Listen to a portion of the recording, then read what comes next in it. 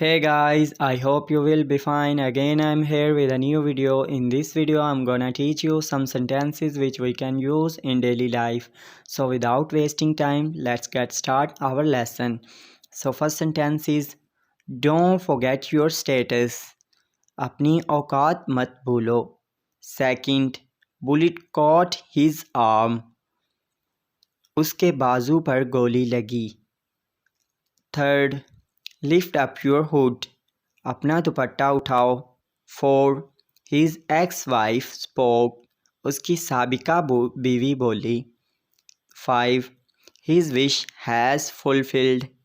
उसकी ख्वाहिश पूरी हो गई है. 6. I am about to arrive home.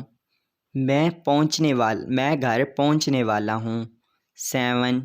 Where did you arrive? तुम कहाँ पहुँचे हो? 8. I feel vomiting but it doesn't come out.